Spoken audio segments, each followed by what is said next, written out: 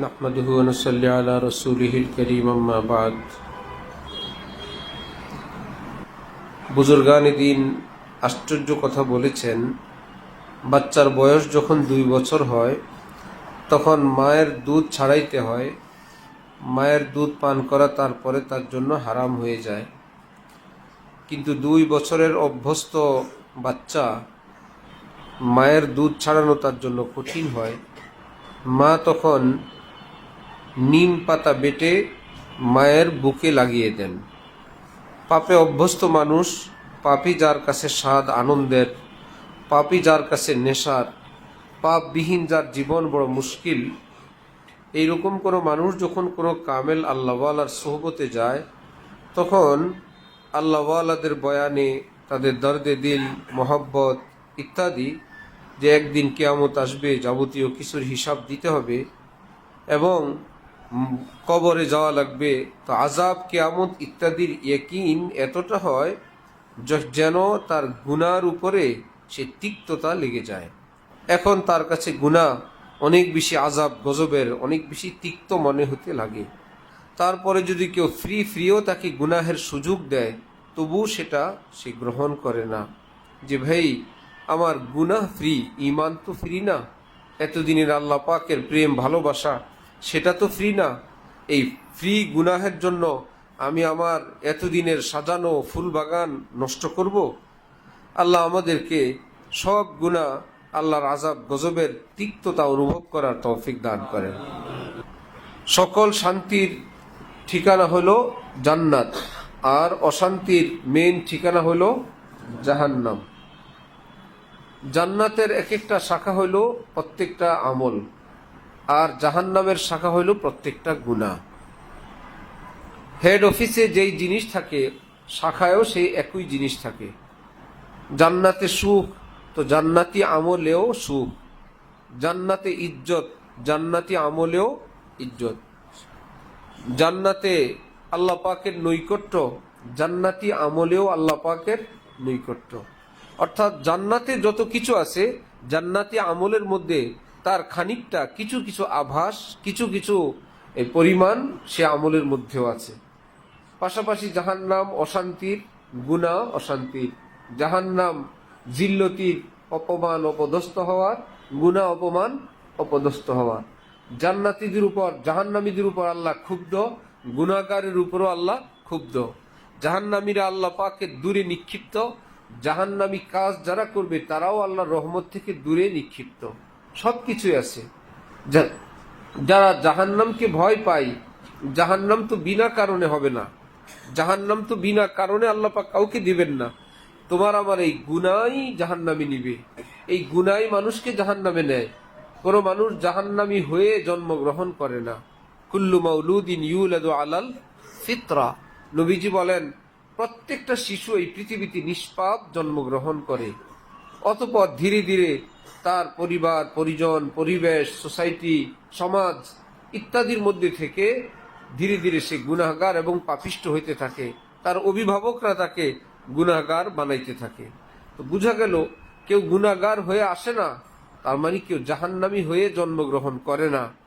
কাজ জাহান্নামের করে, যার জন্য সে জাহান্নামে যাওয়া লাগে। আল্লাহ আমাদেরকে সেই ভুল কাজ থেকে দূরে থাকার তৌফিক দান করেন। আমরা জাহান্নাম থেকে মুক্তি চাই, কিন্তু জাহান্নামী কাজের ভিতরে থেকে ইশকে বুতা মে আসাদ করতে হো, ফিক্রে রাহত দুজখ মে ঢুলতে হো, জান্নাত কি খাবগাহে। হারাম কাজে লিপ্ত ব্যক্তি আল্লাহ পাকের কাছে রহমত কামনা করে, সুখ শান্তি কামনা করে, বরকত কামনা করে। এগুলো সবই মিথ্যা, অবান্তর। হাম খোদা খাহি হাম দুনিয়ায়ে দু, ই খেয়াল আস্তো মহাল আস্তো জুনু। একই সময়ে আল্লাহকেও চাইব, আবার আল্লাহ পাকের নাফরমানির পথেও চলব। এই দুইটার সংমিশ্রণ, এই দুইটার একত্রে হওয়া, এটা অসম্ভব। এইরকম খেয়াল অবান্তর এবং খামখেয়ালি একটা হইতে হবে। একই ছাত্র পরীক্ষায় পাস আবার ফেল, এই দুইটা কি একজনের জন্য সম্ভব? বার্ষিক পরীক্ষায় সে পাস অথবা পাসও এবং ফেলও, এই দুইটা হবে না। সব মিলাই সর্বশেষ একটা কথায় তাকে যেতে হবে। হয়তো ধরতে হবে পাস, নয়তো কি ফেল। একই জন 1 নম্বরও সে, আবার 2 নম্বরও সে, অসম্ভব। হয়তো 1 নম্বর হবে, নয়তো 2 নম্বর হবে, হয়তো নারী হবে অথবা পুরুষ হবে, হয়তো হালাল হবে নয়তো হারাম হবে, একটা দিকে হবে। কিন্তু আমরা যেই মিশ্রণ জীবন যাপন করতেছি, যে মিশ্রিত জীবন যাপন, যে কিছু তো নেকির কাজ আবার কিছু গুনাহের কাজ, আল্লাহ পাকের রহমত তালাশ করি গুনাহের সঙ্গে যুক্ত থেকে, হারাম সম্পর্কের মধ্যে, জুলুম অত্যাচারের মধ্যে, বেয়াদবির মধ্যে। না পাকি এটা তো ব্যক্তিগত ব্যাপার, এখানে কোনো পুলিশ থাকে না, পাহারাদার থাকে না। পাক না পাকের ব্যাপারে সবাই নিজেরটা নিজেই করতে হয়। যে পাক থাকবে এটা তার ব্যাপার, কেউ না পাক থাকবে সেটাও তার ব্যাপার। এখানে কোনো ওস্তাদ কেউ পাহারা দিয়ে তাকে পাক না পাক বানানো সম্ভব না, শুধুই নিজের ব্যাপার। কিন্তু নিজের ব্যাপার লা তাজিরু ওয়াজিরাতুন, বারবার কোরআনে পাকে আল্লাহ পাক বলেন তোমার উস্তাদ তোমার বোঝা বহন করবে না, তোমার মা বাবা আপনজন সাথী সঙ্গীরা কেউ আসবে না, বরং ইয়াউমা ইয়াফিরুল মারউ মিন আখিহি, তোমার ভাই ভাগবে, ওয়া উম্মিহি ওয়া আবিহি, ভাই থেকে, মা থেকে, বাবা থেকে, ওয়া সাহিবাতিহি ওয়া বানি, স্বামী স্ত্রী একে অপর থেকে, পিতা মাতা সন্তান থেকে, সন্তান পিতা মাতার থেকে, শুধু ভাগবে। কেন? লিকুল্লি ইমরিইম মিনহুম ইয়াউমাইযিন শা'নুন ইউগনি, প্রত্যেকের এমন ব্যস্ততা থাকবে, এমন টেনশন থাকবে নিজের হিসাব নিকাশ নিয়ে, যে কেউ কারো দিকে তাকানোর সুযোগ থাকবে না, হাজার চিৎকার করলেও খোঁজ নেওয়ার সুযোগ থাকবে না। এজন্য নিজের পবিত্রতা, নিজের আখেরাত, নিজের জিকির, নিজের দুরূদ শরীফ, নিজের পরিচ্ছন্ন থাকা, নিজের 1 বার 10 বার ইস্তেগফার পড়া, নিজের দুরূদ শরীফ পড়া, এগুলো ভাগ্যবানদের কাজ। আর একই সঙ্গে থাকবে ভিতরে ভিতরে নাপাক। কেউ দুরূদ শরীফ পড়ে, সে আরেকজনের চোখের দিকে দৃষ্টি আকর্ষণ করতেছে একটু হাসার জন্য, একটু কথা বলার জন্য, তার মনোযোগ নষ্ট করার জন্য। কেউ পড়তেছে, তার কাছে গিয়ে, কানের কাছে গিয়ে কথা বলতেছে, ভাবতেছে এই তো কিছুক্ষণ পর আজান হবে, আমরা একত্রে একসাথে, একজনের পরে আরেকজনে বসে থাকে। একই উজু ইস্তিনজায় গেল কেউ, কেউ বড় পাক পবিত্রতার খুব খেয়াল রেখে পরিষ্কার পরিচ্ছন্ন হয়ে আসলো, পবিত্র হয়ে আসলো, খুব গুরুত্ব সহকারে উজু করলো, ইস্তিনজায় খুব সতর্ক থাকলো। আরেকজনে যেন তেন ভাবে পেশাবের ছিটা, নাপাক, অপরিচ্ছন্ন, ময়লা গান্দা নিয়ে কোন রকম চলে আসলো, নামকা ওয়াস্তে উজু করলো, অঙ্গ প্রত্যঙ্গ ধুইল না। এই বোঝাটা কি সে অন্য কারো ঘাড়ে চাপাইতে পারবে? না নিজের উপরেই। এই ব্যক্তির নামাজ হবে না এবং তার মন বসবে না, পড়া তার কাছে ভালো লাগবে না, কোরআনে পাকের নূর সে কিছুই দেখবে না, শেষে বলবে আমার পড়া ভালো লাগে না। নিজের হাতের কামাই। জহরাল ফাসাদু ফিল বাররি ওয়াল বাহরি বিমা কাসাবাত আইদিন নাস, এই পৃথিবীর যত ফাসাদ সব মানুষের হাতের কামাই, সব মানুষের হাতের কামাই। এই জন্য রব্বুল আলামিন বলেন যে যত নেকি এটা আমি আল্লাহর, যত ইহসানাত এটা আমি আল্লাহর দয়া, আর যত বিপদ আপদ মুসিবত সবই তোমাদের হাতের কামাই। ঢালকানগরে বাইতুল উলুমে শিক্ষক ছিলাম, তো তালেবে ইলম পরীক্ষা দিতে আসতো মৌখিক, তো মজা করে বলতাম আমি তোমার জন্য 100 নাম্বার বরাদ্দ রাখলাম, তোমাকে আমি কোনো নাম্বার দিব না এটা না, আমি তোমাকে 100 দেওয়ার জন্য রেডি রাখছি, তুমি যা পারো এখান থেকে নিয়ে যাও। আমি তোমাকে 100 দিতে চাই। একজন ওস্তাদ ছাত্রকে কত দিতে চায়? 100 দিতে চায়। সে যদি না নেয়, ওস্তাদ আর কি করবে? ভাই আমি তো দিতে চাইছিলাম, আমি তো ঘোষণায় দিয়ে রাখলাম, আমার 100 নাম্বার আমি কিভাবে দিব? লিখে দিছে না 10, 12, 6, 4, 3 সব, আমি এভাবে তোমাকে 100 দিতে চাই। কেউ যদি না নেয় তাহলে কি সেটা ওস্তাদের দোষ না ছাত্রের দোষ? ছাত্র বলে ওস্তাদ নাম্বার দেয় নাই, ওস্তাদ নাম্বার দেয় নাই না আমি নেই নাই, আমি নেই নেই।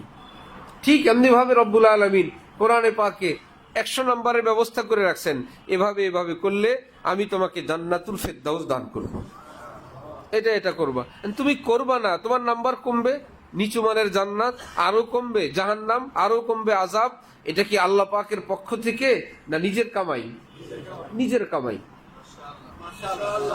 ডায়াবেটিস রোগী, ডায়াবেটিস এমন এক রোগ, মিষ্টি খাবা বাড়বে, তিতা খাবা কমবে, বেশি বেশি পেট ভরে খাবা বাড়বে, একটু ক্ষুধার্ত থাকবা, কমবে। এটা কি ডায়াবেটিস কি এমন যে আমি না খাইলেও বাড়ে? এরকম ডায়াবেটিস যদি কারো হয়ে যায় ভিন্ন কথা। সাধারণত যে লেভেলের ডায়াবেটিস, মিষ্টি খাওয়ার কিছুক্ষণ পর 2-4-10 পয়েন্ট বেশি, তিতা খাইলো, ক্ষুধার্ত থাকলো, একটু পরে কম। এটা কি একটা অধরা বিষয় না কন্ট্রোলের বিষয়? কন্ট্রোলের বিষয়। ভাই আপনি মিষ্টিও খাবেন, ডায়াবেটিসও কমাইতে চাইবেন, হাঁটবেন না, ব্যায়াম করবেন না, পেট ভরা, আর দুনিয়ার যত সুগার আছে সব খাবেন, আর বলবেন যে দোয়া করবেন আমার ডায়াবেটিসটা বেশি, কয়েকদিন থেকে ডায়াবেটিসটা বেশি। এমন যদি হয় যে ভাই আমার চেষ্টার পরেও বেশি, তাহলে তো এক কথা। আর একটা হলো বেশি কি, যে কালকে মজা লাগছিল মিষ্টি, 4টা মিষ্টি খেয়েছিলাম, ডায়াবেটিসটা বেশি, দোয়া করবেন। এই লোকের জন্য কি দোয়া? 2 দিন আগে হযরত আল্লাহ দামাত বারাকাতুহুমের রাতের বয়ান, যে যারা এরকম মুত্তাকি হয়ে যেতে চায় দোয়ার মাধ্যমে এবং ধোকার মধ্যে আছে, যে এরকম দোয়া করলে কারো ঘর হয়, বাড়ি হয়, তখন শেষমেশ হযরত বলছিলেন কি আলুর ভর্তা হয় না। দোয়া করে আলুর ভর্তা হয় না, আলুর ভর্তা বানাইতে হয়? বানাইতে হয়। আলুর ভর্তার জন্য যা করার সব করতে হয়। এখানে ত্রুটি হইলে যতটুক ত্রুটি হবে, মজা আলুর ভর্তার মধ্যে অতটুকু কমতি হবে। সিদ্ধ করবা না, ধনিয়া পাতা কাঁচামরিচ দিবা না, পেঁয়াজ সরষের তেল দিবা না, এখন বলা আলুর ভর্তাটা হইল না। হুজুর কি দোয়া করছেন? আগামীতে একটু বেশি করে দোয়া করেন আমার আলুর ভর্তা যাতে ভালো হয়ে যায়। এই সব ধোকা, সবই ধোকার রাজ্যে। ভাই কারো চাকরি নাই, শুধু দোয়া চায়। চাকরি না থাকলে কি শুধু দোয়া চাওয়া না নিজে ব্যবস্থা করা? ভাই আমার চাকরি নাই, আমি কই কি যোগ্য আমার ওই জগতে যোগাযোগ করা, বন্ধু বান্ধব তাদের সঙ্গে খোঁজ খবর নেওয়া, মনে করে ওগুলো সব মৌন ব্যাপার, যে নামকা বাস্তে একটু খোঁজ খবর দিলাম। আর আসল কাজ হলো কি করা? দোয়া করা। অথচ আসল কাজ হলো চেষ্টা করা, দোয়া হলো সহায়ক। খেতে ধান বোনার জন্য আসল কাজ কি? দোয়া না ধান বোনা? ধান বুনো, সার দাও, তারপরে দোয়া করো। আম গাছ লাগাও তো আম খাওয়ার জন্য, তারপরে ফিকির করো, তারপরে দোয়া করো। যেই কাজ করা দরকার সেটা। আমরা মনে হয় যেন আমরা মার্কাজুল ইহসানে ভর্তি হইলাম, আমরা হুজুরের বয়ান শুনি, আর আমাদের চিন্তা কি আমাদের এই মাদ্রাসায় পড়লেই ইনশাল্লাহ ওলি আল্লাহ হয়ে যাবে, আর দোয়া করার জন্য লোক আছে, আমাদের উস্তাদরা আছে, উস্তাদ আমাকে পড়াইয়া দিবেন, আমি না। উস্তাদ ভালো করে পড়াইতে পারে না, আমি কি করব? যখন নিজের কাজ মানুষ অন্যের উপর চাপায়, দায়িত্বহীন হয়, অন্ধ হয়, তখন তাকে আর দেখানো যায় না কোনো কিছু, এবং তার কোনো দিমাগ, তার মেধা, তার ব্রেন কোনো কিছুই তখন আর খোলে না। হ্যাঁ, ওই ছেলেটারই যখন বাপ মারা যায়, তখন সেই দেখা যায় রোজগার করে, সে চাকরি করে, সে চাল কিনে, সে 10 টাকা সঞ্চয় করে, ভবিষ্যতের জীবন গড়ার ফিকির করে, সবই সে পারে। অথচ তার 5-7 বছর আগেও ডান বুঝে না, বাম বুঝে না, কিছুই বুঝে না। রমজান মাস কষ্ট করে একটু সেহরি খাইলো আর ইফতার খাইলো, এটাই বিশাল এহসান হুজুরদের উপর, মা বাবার উপর। কষ্ট করে সেহরি খাইছি, রোজা রাখছি, ইফতার করছি, এটা যে আমারই জীবন, যে আমি একটু দুরূদ শরীফ পড়লে এটা আমার, একটু তেলাওয়াত করলে আমার, মুনাজাত করে আল্লাহ পাকের থেকে কিছু নেওয়া দরকার সেটা আমার, এটা আমার মা বাবার না, এটা আমার উস্তাদের না, এটা আমার। এই অনুভূতি নাই। সবাই অন্যের কাজ করে, কেউ মাদ্রাসার কাজ করে, কেউ পুলিশের কাজ করে, কেউ মা বাবার ভয়ে ভালো থাকে। এই মন মানসিকতা যাদের, তাদের আমলের মধ্যে কোনো মজা আসে না, কোনো তৃপ্তি আসে না। নিজের জন্য আমি করা দরকার। হযরত আব্দুল্লাহ ইবনে আব্বাস রাদিয়াল্লাহু আনহুমা নবীজি বিদায় যখন দুনিয়া থেকে নিয়ে যান, সর্বোচ্চ বর্ণনায় ওনার বয়স 12, 10, 11, 12 বছর বয়স ওনার। এর মধ্যেই নবীজি দুনিয়া থেকে বিদায় নিয়ে চলে গেছেন। যা রাখার এই 12 বছরের মধ্যেই নবীজির থেকে রাখছেন। সারা পৃথিবীতে ওনার উপাধি রঈসুল মুফাসসিরিন, পৃথিবীর শ্রেষ্ঠ মুফাসসির আব্দুল্লাহ ইবনে আব্বাস। তোমার আমার 12 বছর তো কোন রকম হেলে দুলে নষ্ট করার, গাফিলতি করার, খিলখিল করার, অট্টহাসি হাসার, কিছুই না বুঝার ভান করার। আল্লাহ আমাদেরকে হুশ দান করেন, আল্লাহ আমাদেরকে বুঝ দান করেন। জন্য যেই কাজ করার সেটা নিজেই করা চাই, নিজেই ফিকির করা চাই। নিজেকে এরকম অকেজুর না বানায় রাখা, নিজেকে ছোট্ট অবুঝ শিশু বানায় না রাখা। অবুঝ শিশু আগুনে হাত দিলে কি পুড়বে না? পানিতে দিলে কি ভিজবে না? ছাদ থেকে পড়লে কি তার হাড্ডি ভাঙবে না? তখন কি বলা যাবে অবুঝ শিশু? না, অবুঝ শিশুর হিসাব নিকাশের এক ব্যাপার, কিন্তু যা করবে ঘটনা ঘটে যাবে তাই। যা ভাঙ্গার ভাঙবে, পড়ার পড়বে, ভিজার ভিজবে। অবুঝ শিশু এই বলে তার কিছু হবে না তা না। এই জন্য অবুঝ শিশু তার কোনো গুনাহ নাই। কে বলছে গুনাহ নাই? গুনার আসর তার জীবনে পড়ে যায়, চেহারা শুরুতে পড়ে যায়, হাত পায়ে পড়ে যায়, চরিত্রে পড়ে যায়, জীবনে পড়ে যায়। এমনকি নাবালেগ যার আমল নামা এখনো স্টার্ট হয় নাই, ধ্বংস যা হওয়ার হয়ে গেছে, অ্যাক্সিডেন্ট যা হওয়ার হয়ে গেছে। যেন নিজের আমল, নিজের আখলাক, নিজের চরিত্র, নিজের পরকাল, নিজের সম্মান নিজেই রক্ষা করা চাই। এরকম শিশু শিশু ভাব ধরার, আমি অবুঝ, আমি শিশু, এই বলে আমরা কতদিন থাকবো? আল্লাহ আমাদেরকে সহি বুঝ দান করেন। আল্লাহু আকবার, আল্লাহু আকবার। রমজান মাস, এ তো সকলের মধ্যে এক ভাব গাম্ভীর্যতা থাকবে, দোয়া দুরুদ থাকবে, জবানে ইস্তিগফার থাকবে, মুনাজাত থাকবে। সেই গাফেল তাগাফুল একই রকম আগের অবস্থায়, শুধু রুটিন পরিবর্তন। আগে এক রুটিনই ছিলাম, এখন আমরা একটা নতুন রুটিনে চলছি। চরিত্র, ভাব, ভঙ্গি সবকিছুই একরকম। এটা ভালো লক্ষণ না। কাঁচায় না নোয়ালে বাঁশ, পাকলে করে ঠাস ঠাস। যে ছোটবেলায় যার জীবন শুদ্ধ হয় না, সুন্দর হয় না, বড় হইলে হঠাৎ করে সুন্দর বড় মুশকিল হয়, এটা হয়ে ওঠে না। আল্লাহ আমাদেরকে বুঝ দেন। আল্লাহ আমাদেরকে আমাদের আপনজন প্রিয়জন সকলকে এই রমজানের বারাকাত নসিব ফরমান। ওয়া আখিরু দাওয়ানা আলহামদুলিল্লাহি রাব্বিল আলামিন।